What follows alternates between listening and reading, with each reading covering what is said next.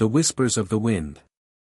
Dusty Rivers squinted at the horizon, the sun a molten coin sinking behind the jagged peaks.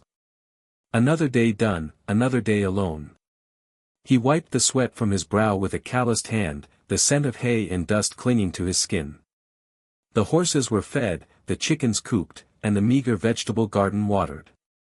Routine was his only companion, the rhythmic tasks a balm against the gnawing emptiness that had taken root years ago. He finished mending a section of fence, the rhythmic clang of the hammer echoing the dull beat of his heart. Even the wind seemed to sigh with him, a mournful sound that swept across the desolate plains. He glanced at the sky again. It was an angry, bruised purple to the west, a stark contrast to the fading gold in the east. A storm was brewing, and it looked like a mean one. He quickened his pace, wanting to get inside before it hit. The first crack of thunder split the air as he reached the porch. Lightning illuminated the landscape in a blinding flash, revealing swirling clouds that seemed to claw at the earth.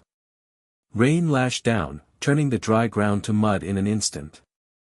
Dusty hurried inside, bolting the door against the onslaught. The wind howled like a banshee, rattling the windows and shaking the very foundations of the small cabin. He poured himself a cup of coffee, the bitter liquid of familiar comfort. He sat by the window, watching the storm rage, a grim satisfaction in knowing he was safe inside. The violence of the storm mirrored the turmoil he kept locked away, a tempest of grief and regret. Suddenly, above the roar of the wind, he heard a faint sound. A whimper. He strained his ears, his senses on high alert. He dismissed it as the wind playing tricks, but then he heard it again, clearer this time. It was definitely a whimper, coming from the direction of the barn. He hesitated. Going out in this storm was foolish, but the sound tugged at something deep inside him, a long-dormant instinct to protect. He grabbed his rifle, a precaution more than a threat, and pulled on his oilskin coat and hat. He braced himself against the wind as he stepped outside, the rain stinging his face like 1,000 needles. The barn door creaked open with a groan as he pushed against the wind. He held the lantern high, its beam cutting through the darkness. In the corner, huddled against the wall, he saw her. A small girl, no older than 6, wrapped in a thin, tattered blanket. Her dark hair was plastered to her face, and her eyes, wide and frightened, stared up at him. She was shivering uncontrollably. He lowered the rifle, his heart clenching. She looked like a lost fawn, vulnerable and alone. He knelt down, his voice gentle despite the roughness of his exterior. "Are you all right, little one?" She didn't answer, just stared at him with those big, dark eyes. He reached out a hand, slowly, cautiously. She flinched, but didn't pull away. He touched her arm, feeling the chill of her skin. "Come on," he said, his voice softer now. "Let's get you inside where it's warm." He gently scooped her up in his arms, surprised at how light she was. She clung to him, her small arms wrapping around his neck. As he carried her back to the cabin, he noticed the intricate beadwork on her moccasins and the faint traces of paint on her face. She was Comanche. And she was lost. The faint scent of wood smoke clung to her clothes, hinting at a camp nearby. He knew what finding her meant, the trouble it could bring. But looking at her now, her small face buried against his chest, he knew he couldn't just leave her out there to face the storm. He would shelter her, at least for tonight. He could worry about the consequences later. A shelter from the storm. The wind shrieked like a tormented spirit, clawing at the weathered door as Dusty all but hauled the girl inside. Little Fawn quaked, a fragile tremor rippling through her. He slammed the barrier shut, the bolt a resolute clang that briefly hushed the tempest's fury. He eased her down beside the fireplace, where a weak fire fought a losing battle against the cold. Snatching a threadbare blanket from a hook, he swaddled her within its folds, drawing it snug beneath her chin. Her enormous, shadowed eyes, wide with mingled apprehension and awe, tracked him relentlessly. "Steady now," he rumbled, his voice rasping from disuse. "You're all right here." He saw to the fire with brisk movements, encouraging the dying embers to bloom. The capricious light painted her face, highlighting streaks of grime and the evidence of recent tears. He dampened a rag, kneeling to gently cleanse the dirt from her skin. She recoiled initially, then yielded, her focus unwavering. "What are you called?" he inquired softly. After a pause, she breathed, "Little Fawn." "Little Fawn," he echoed, the cadence unfamiliar on his tongue. "I'm Dusty." He sifted through his meager provisions, unearthing a stale chunk of bread and a honey jar. He tore off a piece and embellished it with a generous swirl of honey, offering it forth. She regarded it warily, then ventured a small bite. Her eyes flared, and she consumed the remainder with a ravenous eagerness. He observed her eat, a peculiar warmth unfurling within him. Years had passed since he'd known anything but the hollow throb of solitude. This diminutive, vulnerable waif, a Comanche child at that, had somehow discovered a crack in his hardened defenses. He understood the stakes.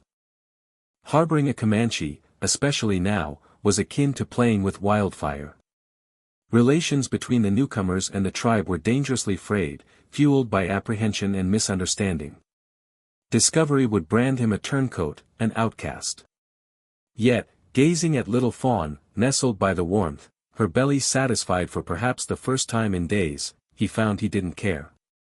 He could not consign her to the tempest, to predators, to the bigotry that would inevitably dog her steps. He prepared a space for her on the floor near the fire, spreading a second blanket to form a makeshift pallet. She watched him, her gaze brimming with a trust he felt unworthy to receive. As slumber claimed her, curled tight like a woodland creature, Dusty settled beside the fire, his thoughts a turbulent current.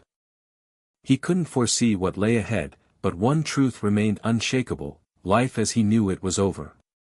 He was no longer merely Dusty Rivers, the solitary hermit. He was Little Fawn's guardian, a duty he could not, and would not, abandon.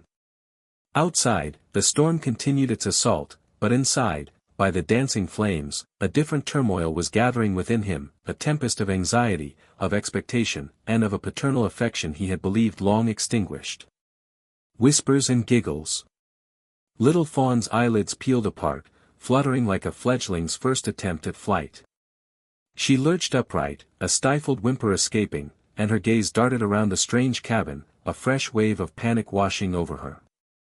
Dusty sat nearby on a shaky stool near the warmth of the hearth, shaping a piece of wood with his knife. He paused, his lined face softening as their eyes met. "Easy now, little one," he rumbled, his voice a low, comforting rasp.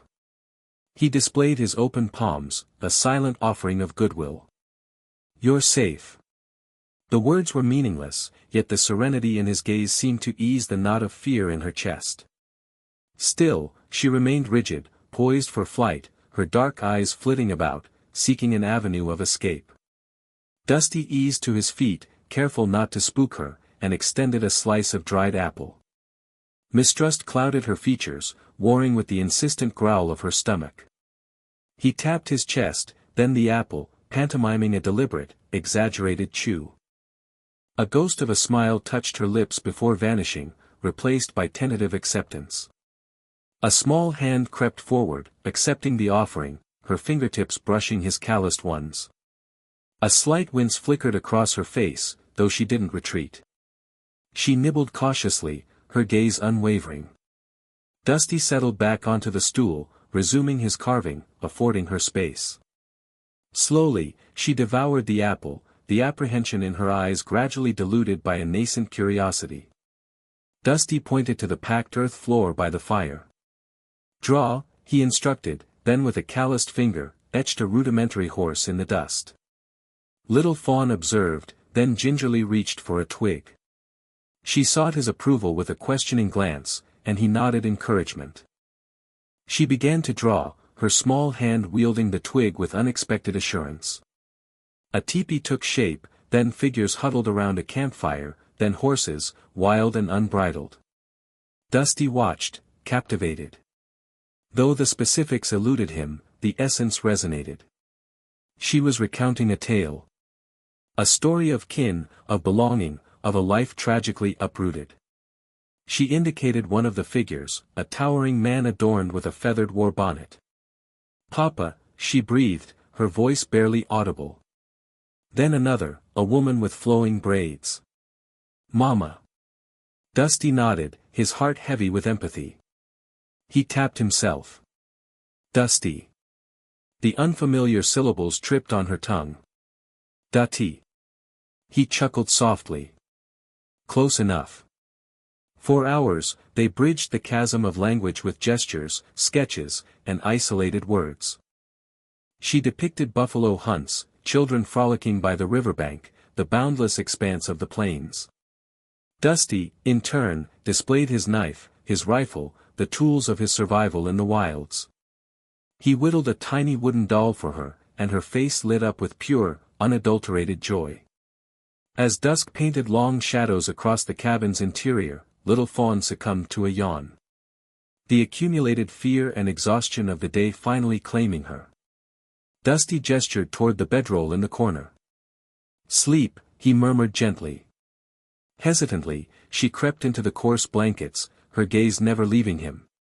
He resumed his seat by the hearth, his rifle cradled across his lap, a silent pledge of guardianship. He watched as she drifted into slumber, her breathing evening out, slow and deep. The fire popped and hissed, casting dancing shadows across her features. He knew this fragile tranquility was ephemeral. He knew her tribe would be searching. And he knew their arrival would be a storm. But for now, in the stillness of the cabin, only the faint sigh of the wind and the soft murmurs of a dreaming child filled the space, weaving tales of a life that might never be again. The thunder of hooves. Dusty, lost in a private, off-key murmur, finished cooking the bacon. Little Fawn, perched on a stool at the crude table, watched with wide, trusting eyes. He set generous portions before her and then claimed his own. "Chow down," he instructed, his tone rough-edged yet infused with tenderness. "Need your strength." She nibbled at the strips, then attacked the rest with surprising enthusiasm. Dusty observed, a faint smile gracing his weathered features. This simple act of caretaking, this flicker of obligation, resonated within him. It felt right. Too long he'd known only the muted throb of grief. The morning air, sharp and invigorating, carried the fragrance of pines and moist earth. A mockingbird, perched just outside, trilled a lively melody. The deceptive tranquility shattered. A tremor. At first, barely perceptible, easily mistaken for a gust of wind. But it swelled, a growing vibration that resonated up through the floorboards. Abruptly, the avian song ceased. Little Fawn stilled, her dark gaze flicking around the small cabin. Dusty rose, his hand instinctively finding the Winchester leaning against the wall.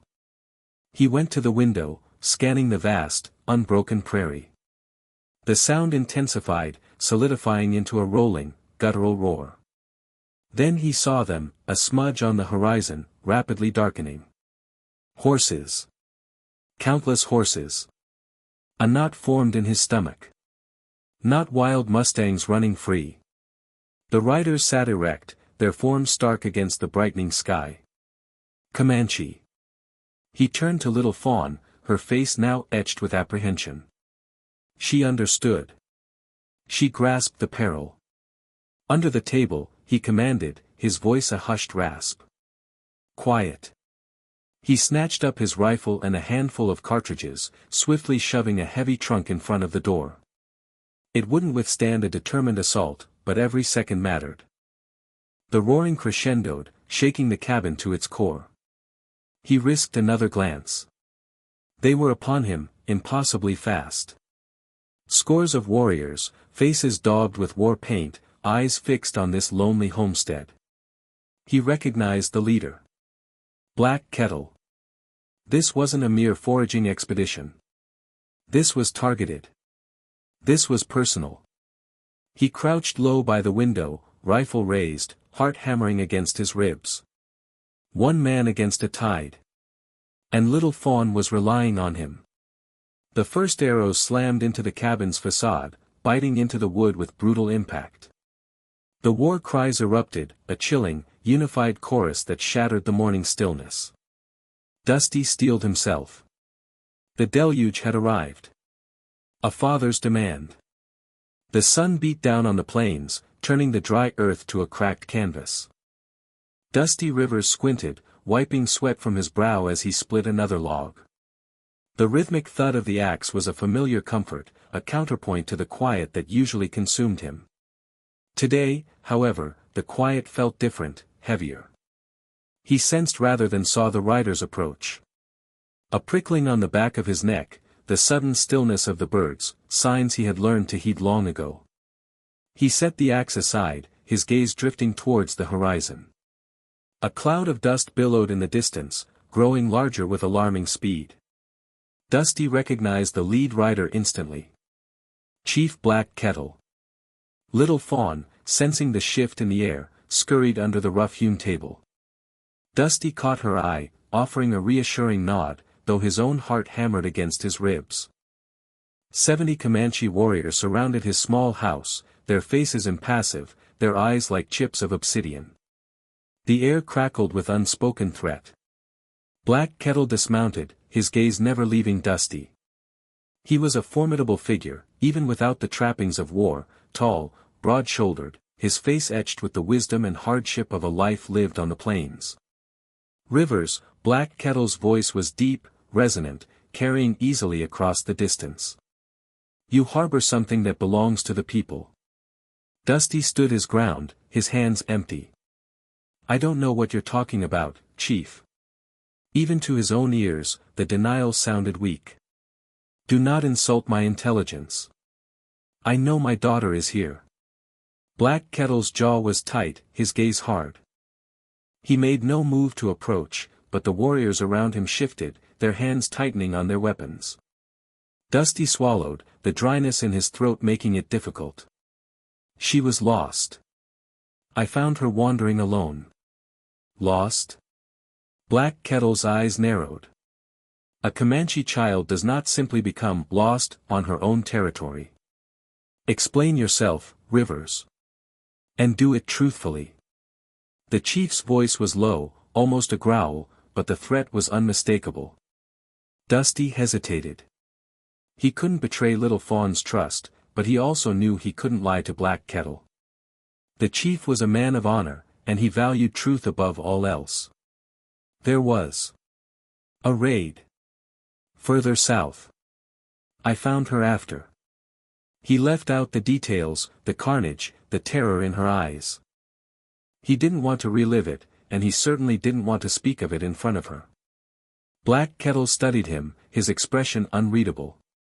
The silence stretched, thick and heavy, broken only by the snorting of the horses and the rustling of the wind. Bring her out. Dusty's heart sank. He knew this was coming, but he'd hoped. She's safe here, Chief. I'm not going to hurt her. Safety is with her people. Bring her out, Rivers. Now. The demand was absolute, leaving no room for argument. The warriors shifted again, the glint of sunlight on their spear points a silent warning. Dusty knew he had no choice. A plea of kindness. Dusty pushed the door open, the hinges groaning a mournful song in the sudden stillness. He stepped onto the porch, hands raised, palms open, showing he carried no weapon. The wind had died down, leaving a damp chill clinging to the air, a stark contrast to the fury of the storm that had driven him and Little Fawn inside.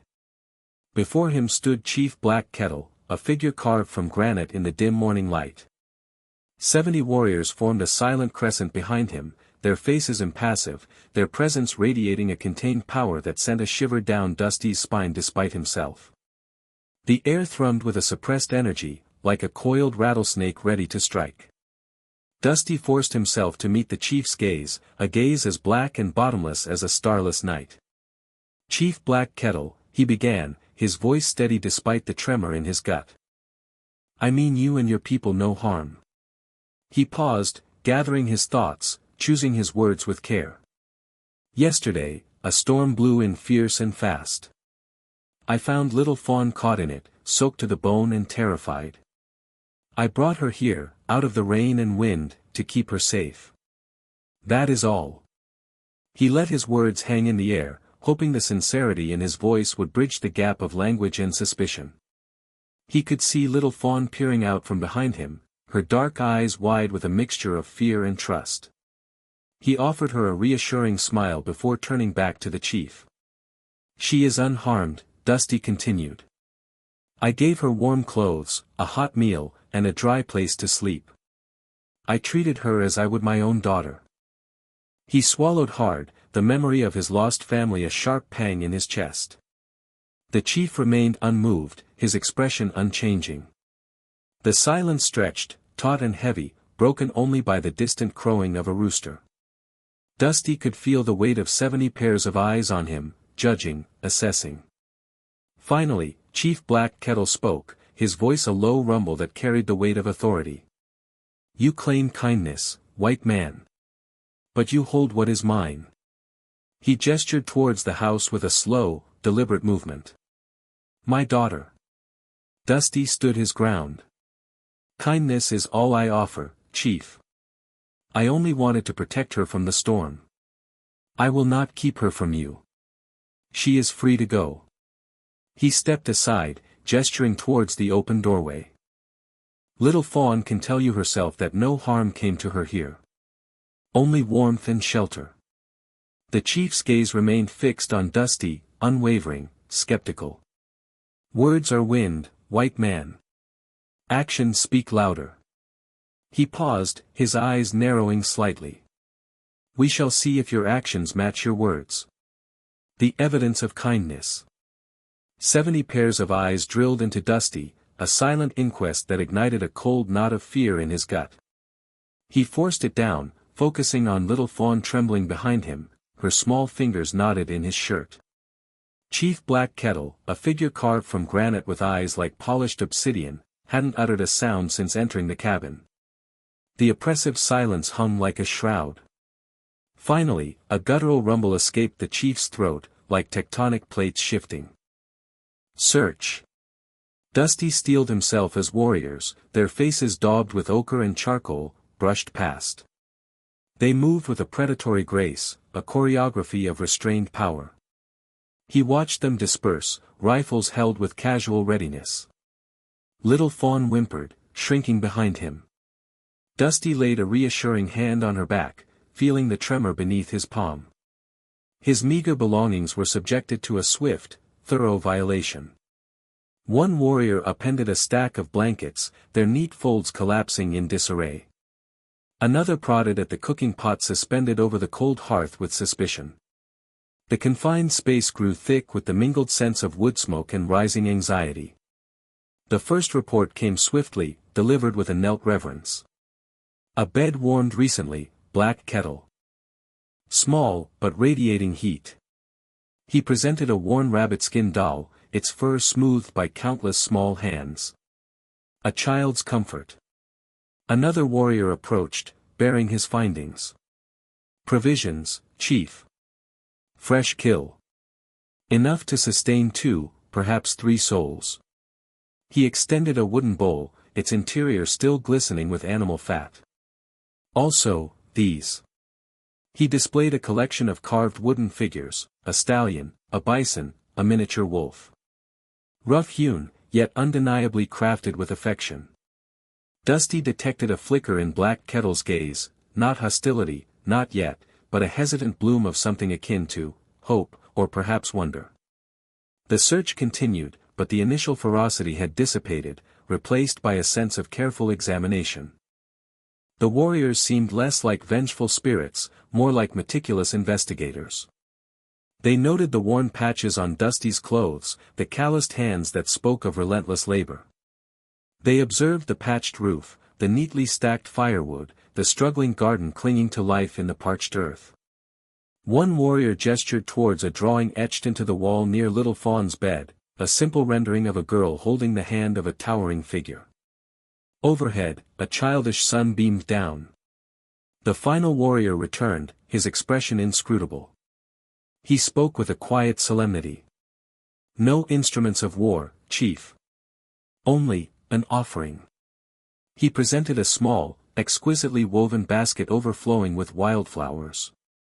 The girl's handiwork, I believe. A gift, intended for him. Black Kettle straightened to his full, imposing height, his gaze encompassing the entire scene. He took in the overturned blankets, the scattered toys, the child's drawing adorning the wall. He looked at the terror etched on little Fawn's face, and then at the unyielding resolve etched on Dusty's. He closed the distance between them, his shadow enveloping the smaller man. Dusty met his gaze unflinchingly. "You are not of the people," Black Kettle stated, his voice a low, resonant growl. "Why do you offer her sanctuary?" Dusty's throat constricted. She was alone. Injured. Any decent soul would have done the same. Black Kettle scrutinized him, his face an impassive mask. Then, a slow nod. "Perhaps," he conceded, his voice barely audible. The tension that had been stretched taut as a drum skin eased infinitesimally. The air still hummed with unspoken questions, but the immediate danger seemed to have lessened. The evidence of compassion, it seemed, had bought Dusty a fragile reprieve. The gift and the threat. The air hung thick with unspoken questions as little Fawn stared at Dusty, her dark eyes wide and uncertain. Then, with a cry that tore through the tense silence, she surged forward, throwing herself into her father's arms. Black Kettle's stoic face softened almost imperceptibly as he watched his daughter cling to Dusty, her small body trembling. "Father," she sobbed, the word a muffled plea against his buckskin shirt. "He is kind. He protected me." Dusty held her tightly, his gaze meeting Black Kettle's across the distance. The chief's expression was unreadable, a mask of cautious observation. Dusty felt the weight of those dark eyes, assessing, questioning his motives. He knew words wouldn't suffice, only time and actions could truly prove his intentions. Black Kettle raised a hand, silencing the murmurs that had begun to ripple through his warriors. He stepped forward, his imposing figure casting a long shadow in the afternoon sun. "You sheltered my daughter," he stated, his voice a low rumble that resonated with authority. "For this, the Cheyenne are in your debt." He gestured towards the vast, undulating plains. "I offer you a gift, Dusty Rivers. 10 of our finest horses. Take them. They are yours." Dusty felt a flicker of surprise. This was more than he had expected. He opened his mouth to respond, to express his gratitude, but the words died in his throat, cut short by a blood-curdling war cry that shattered the fragile peace. From the crest of a distant hill, a swarm of Kiowa warriors erupted, their painted faces contorted in fierce battle cries. They rode like demons unleashed, their ponies thundering across the plains, kicking up a storm of dust and dirt. The air filled with the terrifying shriek of their war whistles, a sound that promised death and destruction. Panic erupted among the Cheyenne. Warriors scrambled for their weapons, their faces grim. Women and children shrieked, seeking shelter. Little Fawn, startled by the sudden chaos, buried her face in Dusty's chest, her small body shaking violently. Dusty felt a surge of adrenaline. The gift of horses was forgotten, replaced by the stark reality of imminent danger. He tightened his grip on Little Fawn, shielding her with his body. The Kiowa were known for their brutality, their relentless attacks. He had to protect her, protect them all. Black Kettle roared an order, his voice cutting through the din. His warriors surged forward, forming a defensive line, their spears glinting in the harsh sunlight. The clash was inevitable. The air grew thick with the scent of sweat, dust, and the primal fear of impending battle. The Kiowa horde descended upon them, a whirlwind of fury and death. Brother by blood. Little Fawn burrowed against Dusty's leg, her small frame vibrating with fear. The air throbbed with Kiowa war cries, answered by the Comanche's defiant roars. Projectiles zipped through the air, embedding themselves in the soil around them with dull thuds. Dusty stood firm, a bulwark against the storm. "They assault from the south." Black Kettle's voice, strained but commanding, barely cut through the cacophony. Their numbers overwhelmed the ridge defenses. Dusty's thoughts spiraled. This terrain was etched in his memory, its hidden pathways and secret hollows, a concealed route, he yelled, gesturing toward what appeared to be an unbroken rock face. Behind the cascade. It circles to their western side. We can turn their flank. Black Kettle's gaze sharpened, weighing Dusty with suspicion and a desperate hope. You possess knowledge of this land. A white man aiding us. Why? Little Fawn is dear to me, Dusty stated, his voice ringing with resolve. And I stand with these people now. Black Kettle contemplated him a beat, then delivered a curt nod. Guide us. Dusty pushed forward, threading a path through the turmoil with swift, measured steps. He navigated the sinuous trail behind the churning waterfall, its roar a deafening shroud. He sensed, rather than saw, the Comanche warriors on his heels, their faces set in granite determination. The passage disgorged them onto a small plateau overlooking the Kiowa assault on the main encampment, offering a vista of unsuspecting targets. The advantage was absolute. Black Kettle lifted a hand, and a swarm of arrows arced down, reaping havoc on the exposed Kiowa warriors. The tide shifted. Stunned and outmaneuvered, the Kiowa line buckled. Heartened by the sudden reversal, the Comanche surged ahead with renewed vigor. Dusty fought alongside them, his rifle spitting lead, each report a death knell. He moved with newfound assurance, no longer merely a homesteader defending his claim, but a warrior fighting for his adopted kin. As the sun dipped below the horizon, bathing the land in fiery hues, the Kiowa scattered, leaving behind their fallen and wounded. Victory belonged to the Comanche. Jubilant shouts erupted, shattering the tension. Black Kettle approached Dusty, his expression inscrutable. He halted before him, his dark eyes piercing. You exhibited valor, Dusty Rivers. You preserved my people. A pause, then the flash of steel as he drew his knife. Dusty stood unflinching, meeting the chief's stare without fear. With swift, decisive strokes, Black Kettle sliced his own forearm, then Dusty's. He pressed their wounds together, mingling their lifeblood. You are now of the Comanche, Black Kettle proclaimed, his voice heavy with ritual significance. Blood kin. One of us. A chorus of cheers resonated from the warriors, affirming Dusty's inclusion in their brotherhood. An unfamiliar warmth flooded Dusty, a profound sense of belonging that resonated deep within. His gaze softened as it fell upon Little Fawn, her eyes wide with trust. Later, as the revelry subsided, Dusty settled with Little Fawn on a gentle rise overlooking the valley. The fading light painted the landscape in somber shades. The air held a cool stillness. Little Fawn snuggled against him, her small hand finding his. Are you truly my brother now, Dusty? She murmured. Dusty smiled, drawing her closer. Yes, Little Fawn. I am.